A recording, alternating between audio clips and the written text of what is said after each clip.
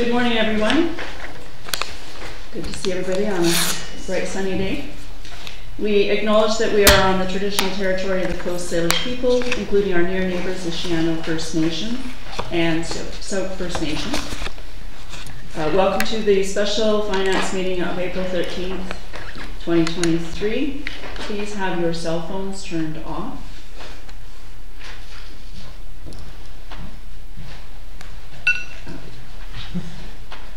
Committee, the first on the agenda is the additions and approval, and I would like to add the pinks to 3B on the agenda. May I have a motion for approval, please?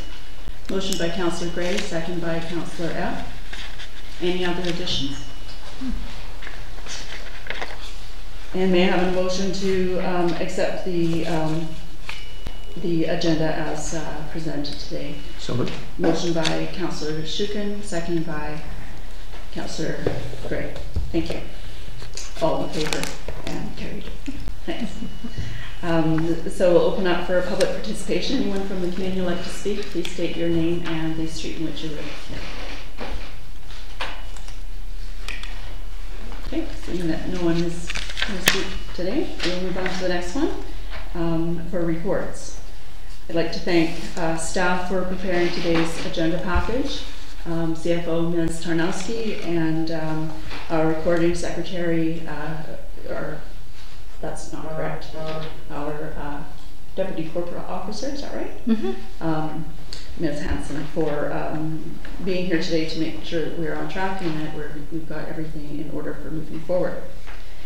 So if we could turn to page 3 of the staff report.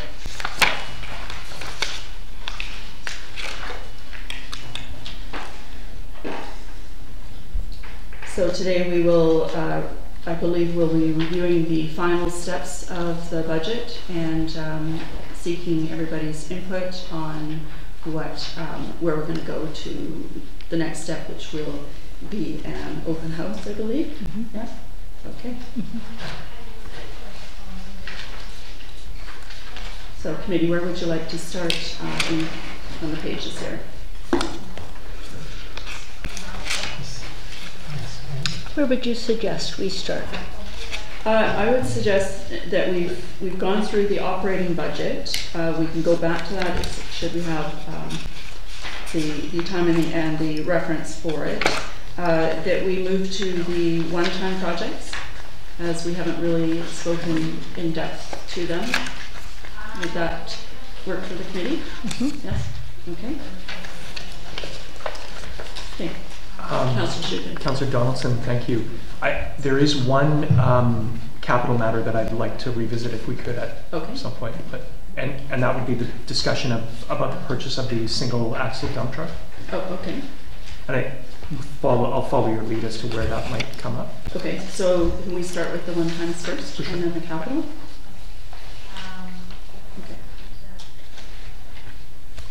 So I have one question for our CFO, actually two. One of them on the one-time projects planning page, mm-hmm. Page 23. Mm-hmm. It has fixed roads and it lists several of the roads, and the one that I'm querying is Windover as a road to be fixed. So last year that whole road, all the way up to the cul-de-sac and back, was completely repaved. Mm-hmm. So has there been some damage to the newly paved road?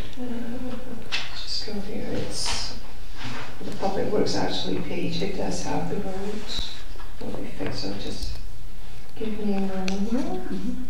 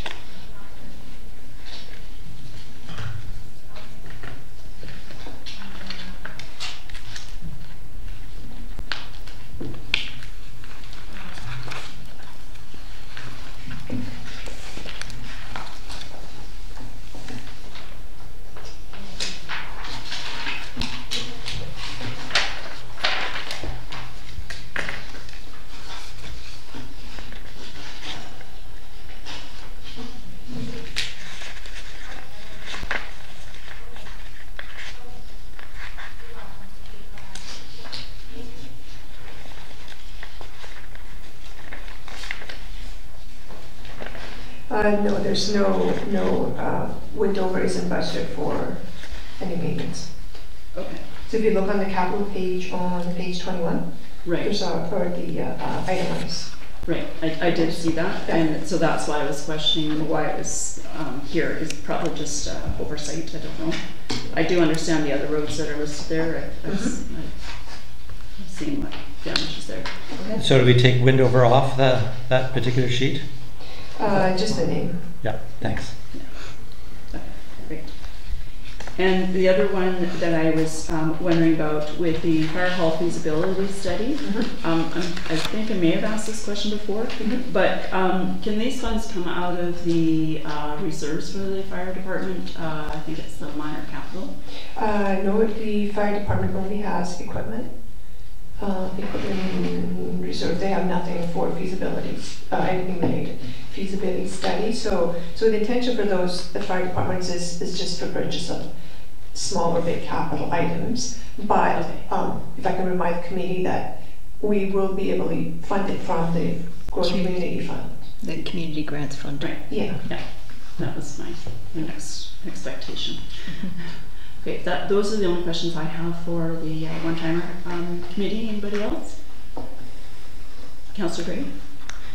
And another part of the budget, we have funds to hire a CAO. And so I think what we need to add here is CAO recruitment costs. So that would be travel for interviews and moving costs, any legal bills that we have. And I think we had a number like $30,000 before, so should that be added here? If it's solely my recommendation, I would recommend that you do that. So the figure is at the top end would be $25,000 for recruiter. We can fund that out of the one's line if you wish, or if the committee wishes to do that, go that way. Okay, so I'll make the motion to fund the one-time recruiter for $25,000 out of the one-times. Okay. That's second enough. Comments? Yeah. Maybe recruitment, because it's more than just a recruiter, moving costs, travel, things like that. Recruitment, yeah, go ahead. I would agree. It's recruitment is much more expensive, and it could include the recruiter. Okay, so the motion will be for recruitment. Okay. Thank you. Okay, any other questions? Councillor? Yeah, I know we did make the motion at one of the previous meetings to move ahead with hiring a new CAO, but I don't know if we need to revisit that or just given extra costs coming up in the budget. But if we are going to go ahead with it, well, I guess we obviously need recruitment. Okay. So we have a motion on the table from Mayor Little, and I second that. Any other comments or questions? Discussion for this motion? Seeing none, I'll call the question. All in favor? And it's carried. Thank you. Councillor Gray, did you have a comment? Yeah, I suppose we'll turn to the operating budget, but I'm concerned that a number of these items we won't have the money to pay for, because we've cut our other budget quite a bit. When we turn to operating, I can demonstrate it, but I fear that some of these big items like the agriculture plan, the CAO recruitment, the firefall feasibility, paying for them out of surplus when we've tightened down the other budget, we're not going to have the kind of surplus we normally have. So when I looked back, I could see that, for example, the in public works, there's something called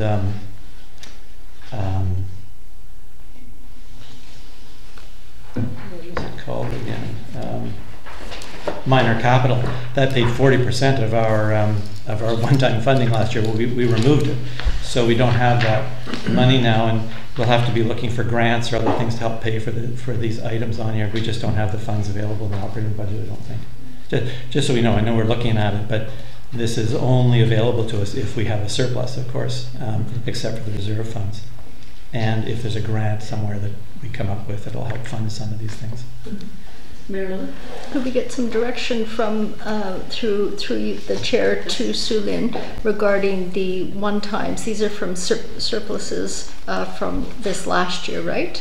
And so maybe we should, do you want us to go down the list again? And how would you like us to proceed? So as a reminder, some of the items have been struck off the list from our previous meetings. So these are items that currently exist with the addition of the $25,000. So for all intents and purposes, all the one-times are used up. By the time we add the $25,000, that brings us to 195 plus or minus, and this anticipated surplus is at this point 205. So to me, that's all used up, because we're not going to budget down to the penny.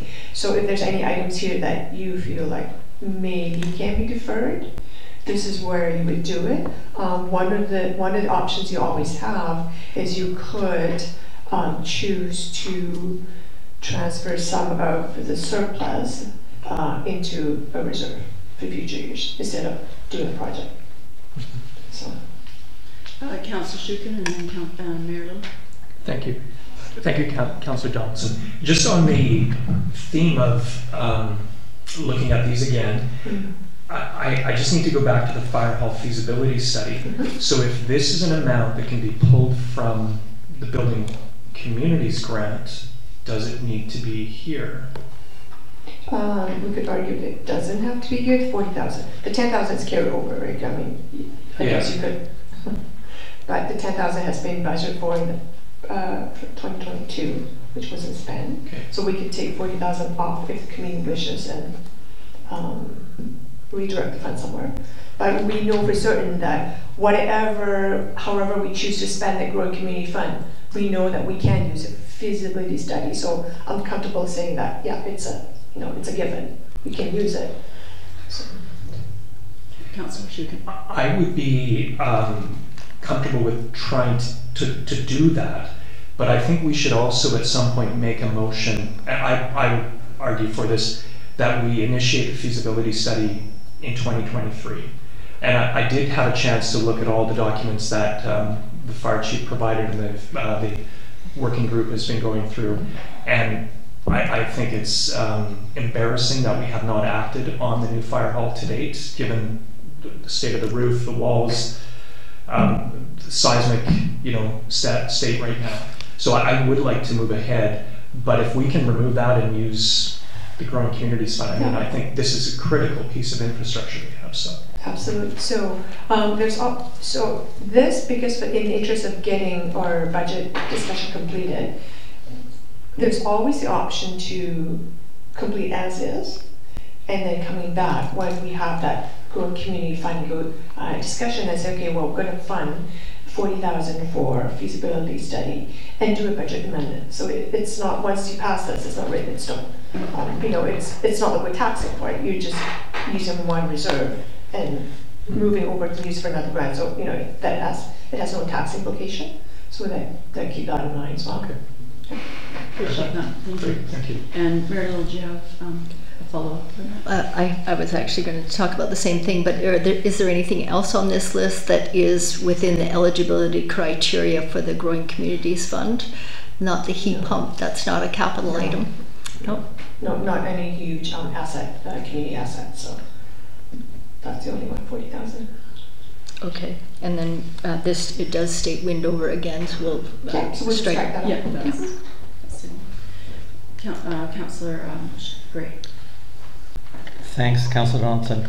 I'm just thinking about that feasibility study. I agree it should be done, but then to be congruent in our decision making, we should probably take the rest of the community's growing fund and put it in a reserve to do the fire hall.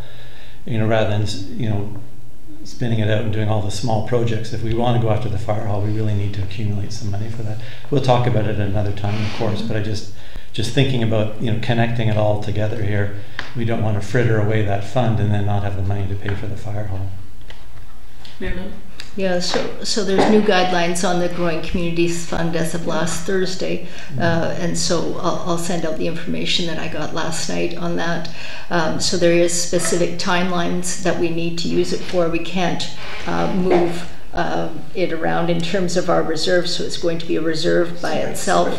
So that's a conversation that we'll have to have as a council, how we're going to spend that. So maybe we can just focus on the items that we will use. I suspect, if I see nodding heads, right, that the feasibility study for the fire hall would be included in that.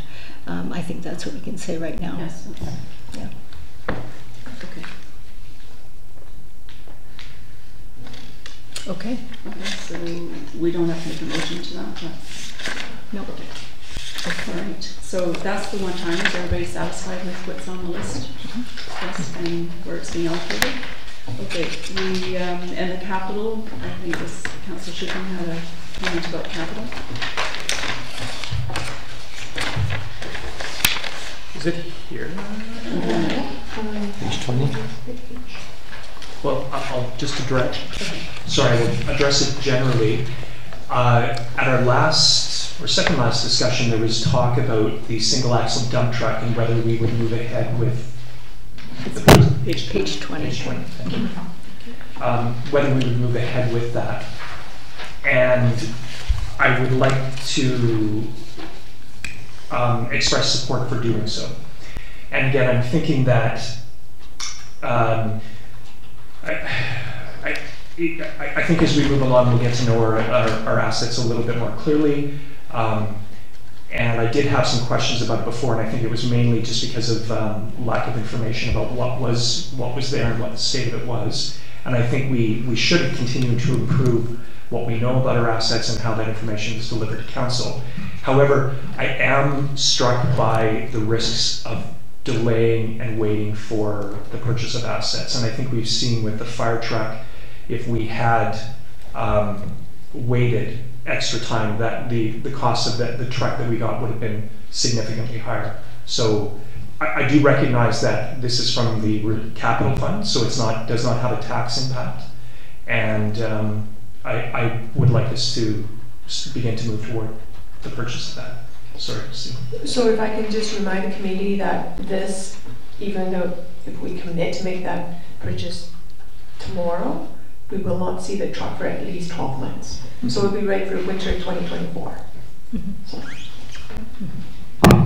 Thank you very much, and I do recognize that, and I think it's actually all the more reason to make a move now, just because of the uncertainty of finance and supply chain issues and whatnot. So thank you.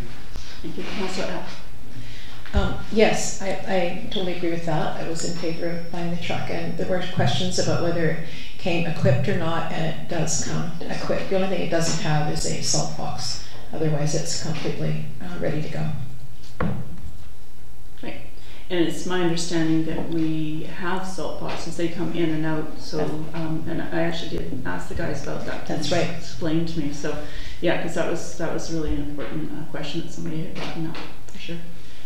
Mayor. Yeah, just through the chair to Councillor F.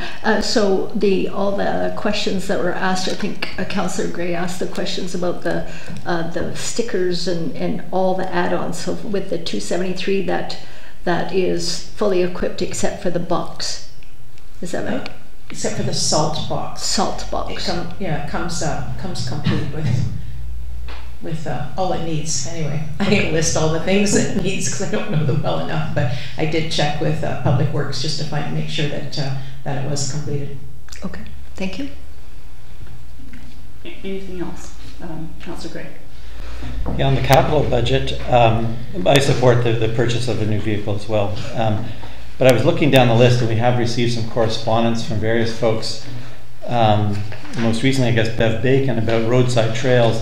And I'm looking at the $52,000 capital expenditure next to trails capital development. And I'm wondering if we just want to, I don't know if it's confirm exactly, but say, look, that's probably what that should be used for, is roadside trails as opposed to other things, in terms of the active transportation, that sort of thing. I see Susan's asking a question. So that line item is meant for, I'll make sure I get my beaches straight here. Weir's Beach. Correct. stairs. Well, perhaps, but I think we said the Weirs Beach stairs is about $4,000, so that leaves an additional $48,000. No. We've had, sorry if I may, we've had two options from our engineer. One was priced at $15,000 and one was priced at $55,000. So we're still working through with PTAS what the most viable option, sanest option in terms of cost and access and all that. My hope is that it will be well below 50. So I think there will be an allowance if we have a project that we want to move ahead with. But Weirs Beach was, there were two options again presented. One was 15, one was 55,000. So. Councillor Gray. Right, but I think we removed Weirs Beach off of the budget here as a $50,000 item. I just don't want to see us approving this without discussion about, I'm sorry, I'm a little surprised to think that we'd spend $50,000 on a trail that we don't think will be used particularly. You know, the whole idea of low volume, I think we talked about a rustic approach. I may be misremembering, but the idea was we weren't going for the $55,000 stairs there, by going for the lower one.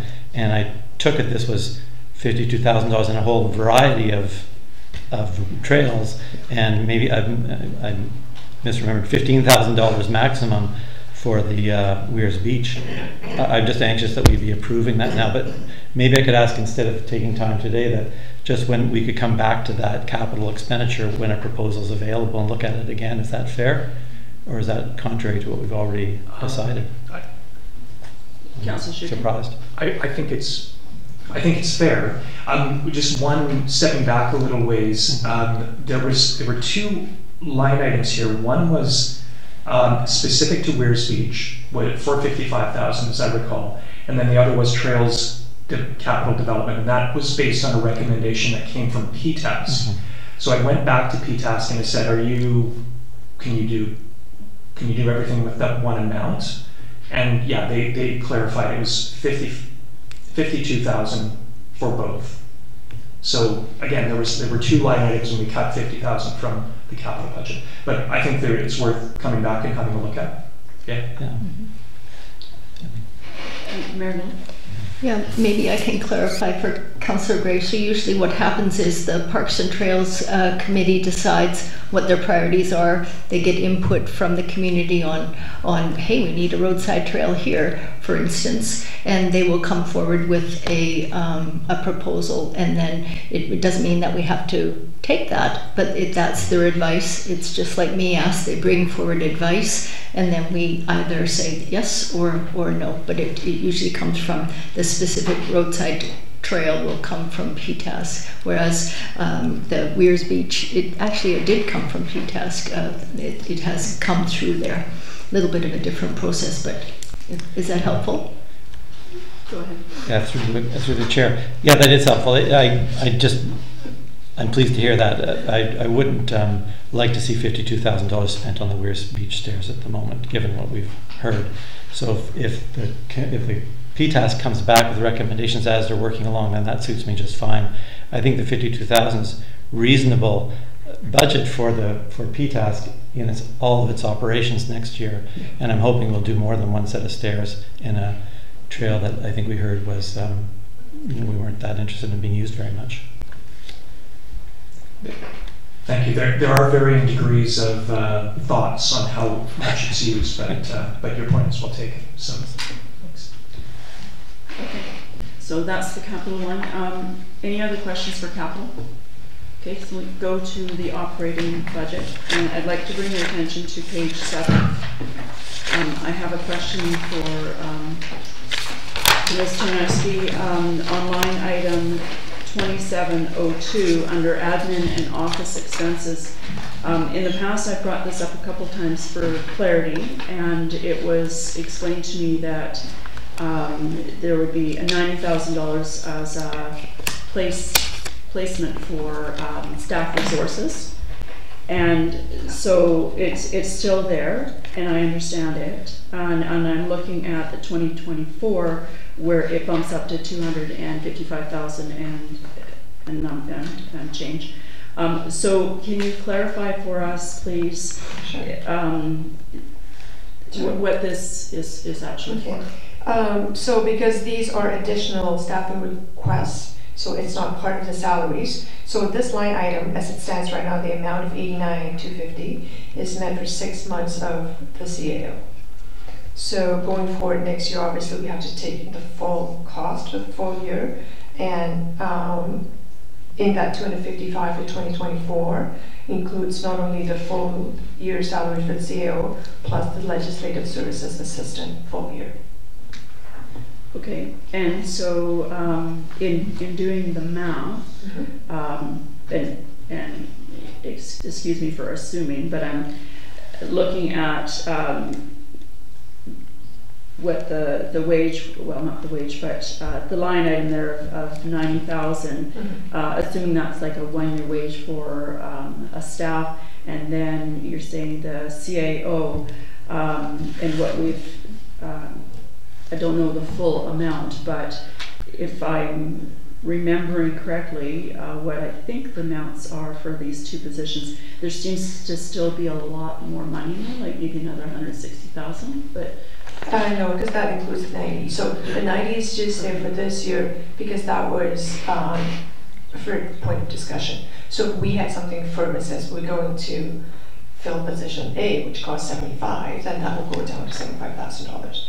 Because up until this point, only recently it was determined that the CEO position would, or that's the position that the committee is looking to hire. So then I worked in half a year for salary for the CEO in that resource for staff. So when that's finalized, that line, that amount will be included in the wages above. Because we know that that position, or when the position is filled, that when the actual staff shows up. So that will get incorporated in the wages. Okay, thank you. Any questions, committee, on this? Just on that item, through the chair, was there any money left over from? So it was budgeted in 2022, 90,000, but it shows blank. There was something that was spent from the 90,000 that was allocated last year. Why is that blank? So it's all in wages now. So you see the wages because, again, we can't say that employee A, I don't know, 7/8 is going to be part of the 90,000. It's all wages. So you'll see that when you look up at the line item or wages, the actuals, the year-to-date for 2022 is considerably higher than the budget, but the budget doesn't include the $90,000 below, if that makes sense. So the budget for wages is just status quo, but the actual is wages actual plus all the additional resources, staffing resources that were paid for under the $90,000 budget. So the actual is wages plus the $90,000 resources for staff. Looks like I lost you. Through the chair, no, you haven't lost me, but I can't comment without revealing personnel information. It's just, we're not talking new positions. They were positions that required adjustment, but those large adjustments would be large adjustments every year. So I guess that's why it's a bit confusing. Right, so then all those going forward, then that's just part of your salary, right? You're not going to have another 90,000 unless another position, additional position comes up for discussion. So. Okay. Councillor Gray. Through the chair, thanks so much for that explanation. Well, I'd like to move that we hire the legislative assistant in this year. That would change these numbers a little bit, but I'd make that motion now if I may. Okay. And a second to that motion? Oh, go ahead, Sure. Yeah. Second. Councillor Shukin, second motion, and discussion, please. Well, I'm just concerned, as we've heard before, about the under-resourcing in the department, and just to move forward, I think it's a good idea to get that position in place. Okay. Any other discussion? I'll call the question. All in favor? And it's carried. Thank you. Any other comments on the operating budget? Councillor Gray? I had a few comments to make. Over the weekend, I was using a different sheet, so I'm just using material from our last meeting where we looked at a comparison between the 2022 budget and then our budget now that we're working on. And I noticed off the bat and that under Public Works, when you add up all of the toing and froing that we did, we got that report from a volunteer expert about the roads, and we took that to heart and then began adjusting the numbers a little bit in our meeting. Cut a few things back and increased a few, like shouldering and mowing and ditching and all those kinds of things. Well, it turns out when I added it up, we've actually reduced the Public Works budget by $115. I looked at it again and realized, oh, it's really the at the very beginning of the budget process, we had an 8.4% increase, across the piece. And what we've done is that included $30,000 for a roads consulting fee. Now that we've sort of finished our questioning, we've actually reduced the budget by about 30 grand. So Public Works is going into the new year with less money than it had last year. So that was just interesting to me as I looked at it. Then I tried a few different manipulations, and I realized that we could have the same result by reducing that road consulting fee and by returning the $25,000 to the the volunteer, all the groundskeeping that's done and all the assistance to volunteers group. So all I'm saying is it's just kind of interesting. We got a consultant's report, we moved the numbers up and down, and we ended up cutting the Public Works budget. I think that in the end what we're going to do here is we're going to approve like a summary line, and I'd like to say that in that when the Public Works people receive their budget and through the administration, that I would like them to, because they'll have the money, to assist the community groups as needed throughout the year. There's no, we cut it by 20, it was a $50,000 item, we cut it by $25,000. It turns out we have the money in the budget. It just, I would say, don't cut that from them or allow Public Works to use the budget as they see fit. In other words, not follow exactly the guides that we've given them here, but allow them to move the money around as they see fit to get the jobs done, and particularly to support our volunteer groups in the community. Not sure if that all makes sense, but I wasn't able to share the documents. It's just an interesting observation. I think there's room to take care of our community groups. Mary Lou? If I may, and I mean no disrespect, I think this is something for the CAO to decide upon. So we set the policy, we give the direction, and then that's for the CAO. It's not for us really to make that the determinations nor the comments. Yeah, it's a very good observation. I appreciate that. So just a point, when the bylaws come in front of council the April 24th, so the bylaw, you will get a summary page. So you're not getting one package with all the detail. You're approving the budget in summary, so the revenue and the expenses, so that everybody is know what to expect coming forward. Thank you. Any comments? Councillor Gray? Yeah, I'll just add another thought then, and I'm totally with you, Mary Lou. Correct. I just wanted to free up the Public Works to do the job, and for the men to do the job, and not necessarily follow the exact numbers that we've laid out here. So that sounds good. The other thing is, because we've just approved a legislative assistant, we have a $20,000 item under FOI contract still.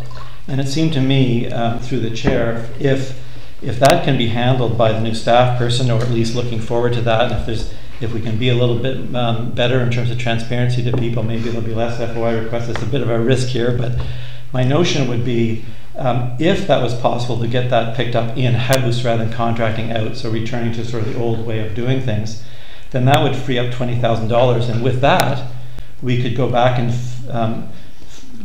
distribute that money to the fire department and their Halloween and their Remembrance Day monies that we removed under community promotion. We could provide the money to have a vacation relief for our CAO. We could not take such a deep cut in the business development fund, by $1,000. We could leave another $1,000 in to manage the municipal vehicle. We'd also have money to pursue the Period Promise program that some other facilities are doing under the United Way, where we provide menstrual products in our bathrooms all around the place, and we wouldn't need to make any reduction to parks. So I guess all I'm suggesting, and I don't have a particular motion on that, but we say, look, it's okay not to spend the money on the FOI, let's spend the money in these other places I've identified, because the money's available there if we don't do the FOI work, without changing the tax rate. Right, so those are all really interesting and good points. The FOI contract, going back to doing in-house, yeah. I believe it is much more efficient because our staff know where all the resources are and stuff, as opposed to bringing somebody in to do that. So I'm just stating that. I'll just put that out for just as a thought. It's certainly an area, you know, getting another staff member in to fulfill our complement of staffing in the office, that may be manageable, and I'll leave that to the interim CAO to decide on how that is delivered. Councillor Schuppen. Thanks very much, Councillor Donaldson. Question to Ms. Tarnowski. Any indication right now as to where we're at with FOIs relative to years past? I can say with certainty it's definitely less. Yeah, for sure. So on Councillor Gray's proposal, I think it's worth, there's merit to give that consideration. So we could say that for this year, if we cut it down to 0, that, and I hope we don't get to the point where we're finding there's just so many requests that it is overwhelming. But we do have a bit of a cushion in one of the reserves. It's not ideal, but we do have a bit of a cushion. And like I said, the one-time surplus, there's still $10,000 cushion, so that could be drawn upon as well.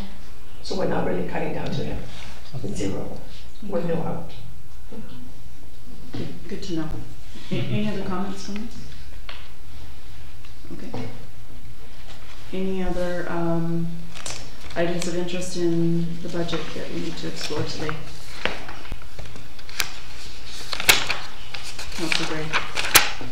Just one other thing, just to highlight, and I don't know that we have an appetite for it, but we haven't really put any, you know, it's a big climate issues coming and all of that, and I'm wondering if we shouldn't, at some point, and maybe this is the time, I'm not sure, put some money aside into a climate plan fund or some, you know, things will maybe be getting expensive for us depending on, you know, what happens, and do we start setting money aside now? I'm really asking a question. I don't have a proposal per se, but I'm anxious that in our first budget we kind of worried about the climate thing, but we haven't been slipping money away.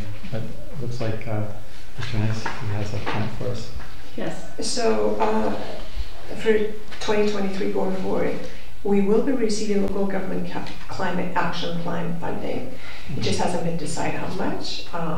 There's still in discussion, but we will definitely be receiving funding, and the purpose is just for that. For the province is really focusing on mitigation, and that's definitely whatever climate action the district decides to take is definitely eligible expense under the funding. But like I said, I just can't tell you for sure how much, because it's this is the second year, so the province is still working a little bit of a king with funding and reporting. Okay. Well, maybe that's something that next year, once we learn that money, next year we could start off, and we'll know a little bit more, I suppose, about all of our, as Councillor Schucken's pointing out, our assets and everything. We'll have a much better idea as the year goes on, but I think it's something that we should be considering going forward. Thank you. Councillor Schucken. Thanks. And I just wanted to note, I suspect this is not exactly what Councillor Gray is saying, but we do have a carbon neutral reserve, and the budget, or the amount in there right as of December 31st is 53,000. So whether that can be morphed into adaptation exercises or initiatives, that might be worth exploring. But I suspect that there are some parameters on it though. But yeah, so for next year, more deep thought. Okay, thank you.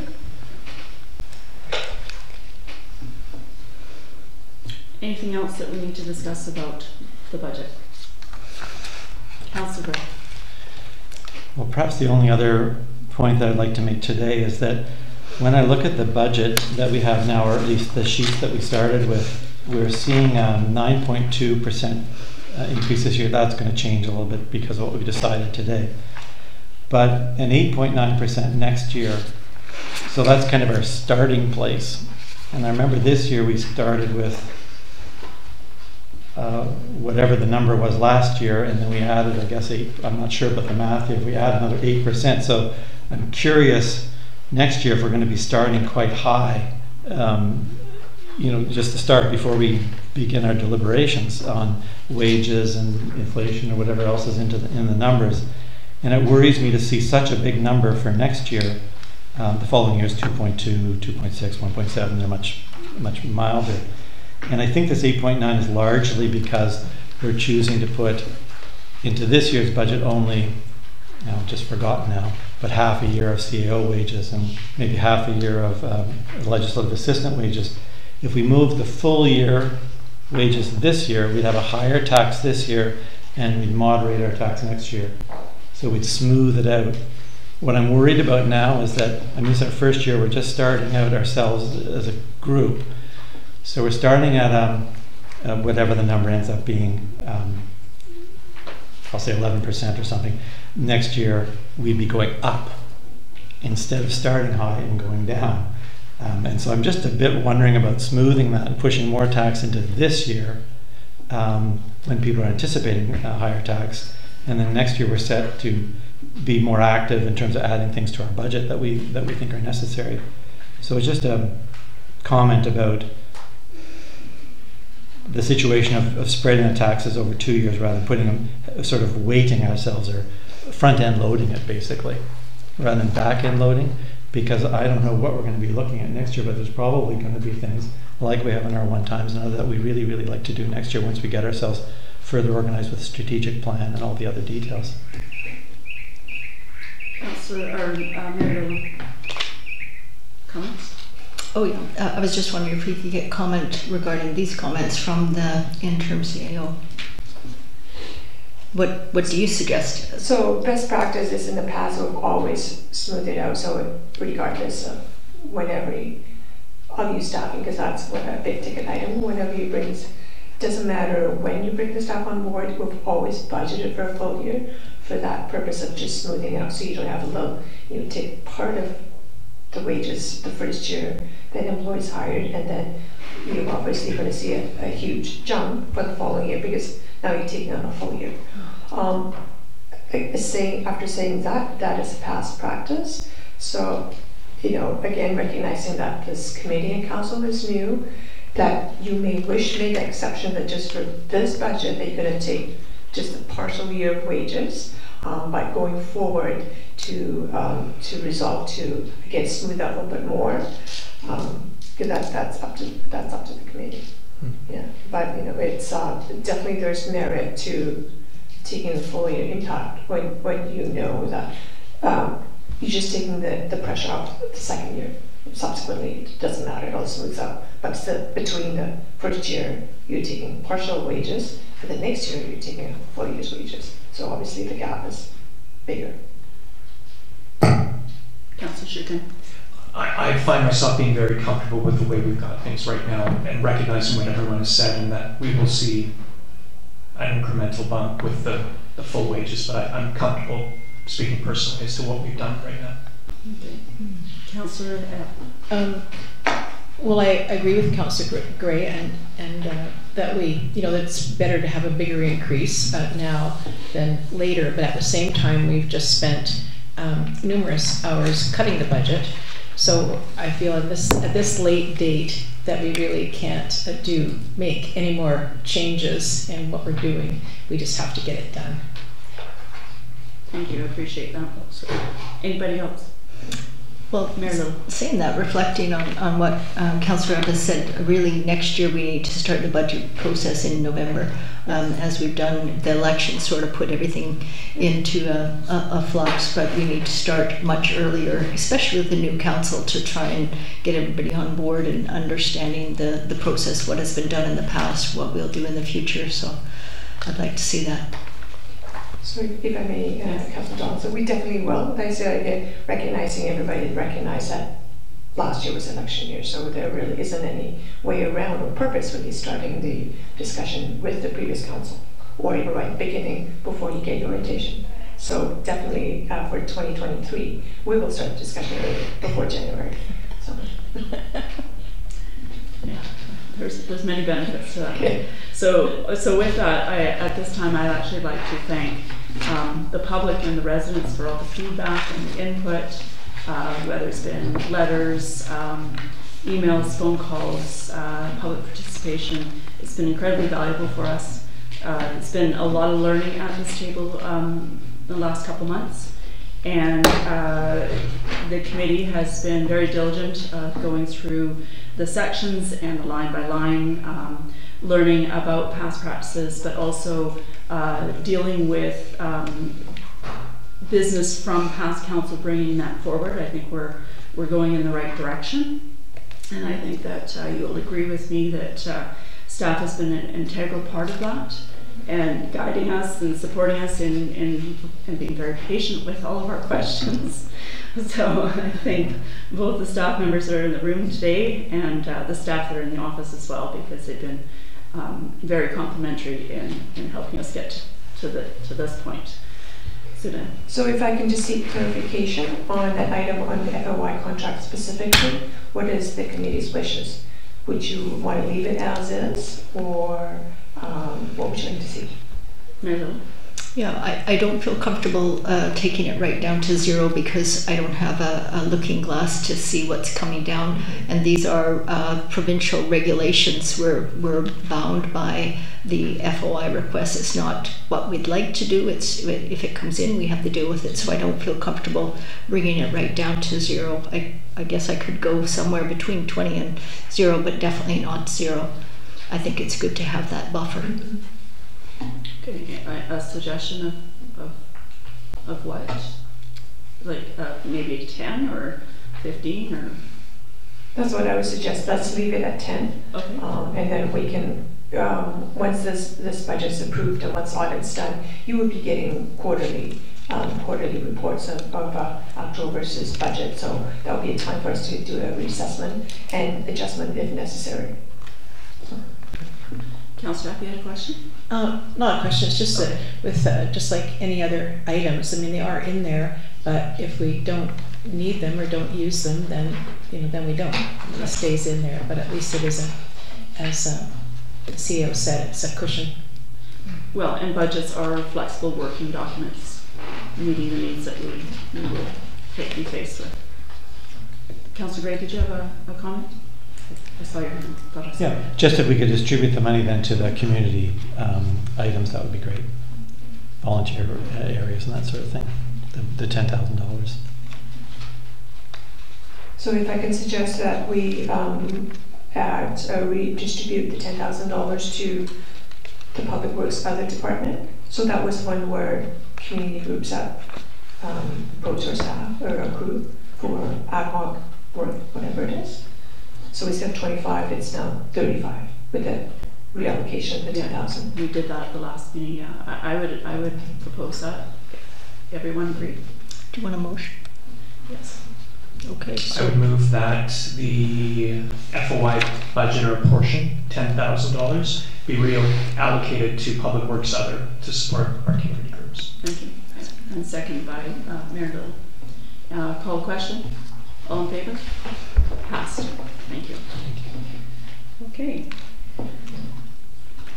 So at this point, are we good with how things look?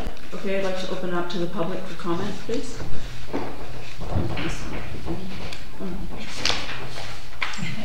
just want to thank you all for hours, like so many hours. Nicole, you have to come to the mic because it's difficult. Sorry.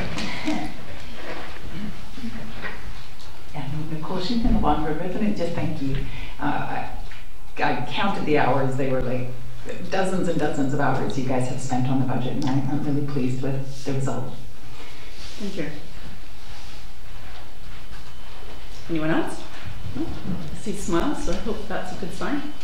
Okay, so with that, I would like to call for a motion to receive the report, and we've provided staff with some revisions to the financial plan with the goal to hold a budget open house on April 20th and to give first, second, and third readings to the tax rate and financial plan bylaw on April 24th, 2023 with a bylaw adoption date of May 1st, 2023. Okay, I'll move that motion.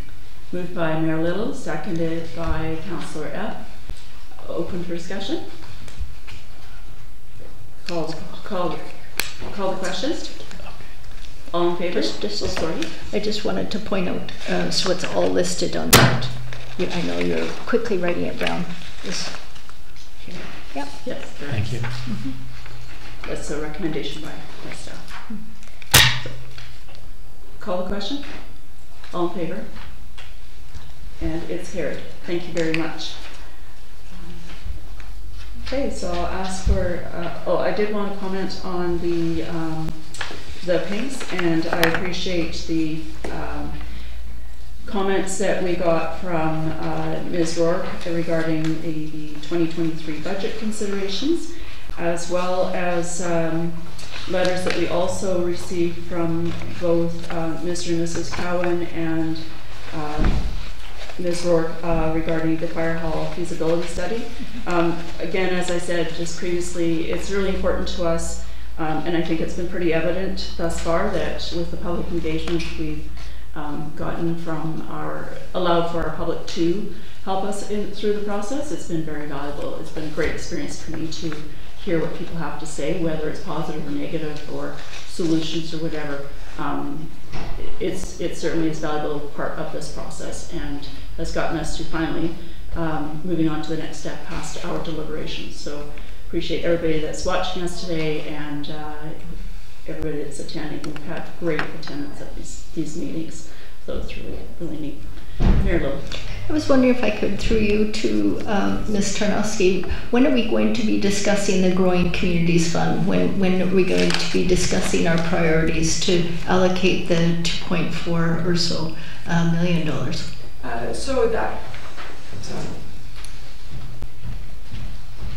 That timeline is up to council, but the first thing that we will have to do is bring forward the bylaw for council to establish a bylaw for the Growing Community Funds. So we anticipate that the next, I don't want to say next month or so. So because it has to be a statutory bylaw, so that would be the first step. And after that, once the reserve is established, then we can decide collectively when and how we would have that discussion about the funds.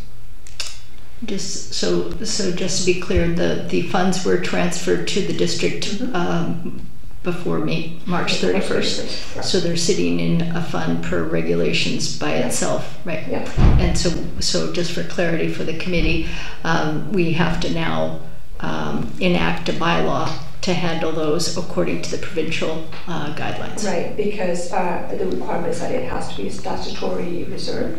So the only way we can establish statutory reserve is through bylaws. So that's the reason that has to be brought forward for council. Thank you. Thank you for that. Okay. So may I have a motion to adjourn, please? So moved. Moved by Councillor Shukin, second by Mayor Little. All in favor? And it's carried. Thank you very much, everyone. Have a great day.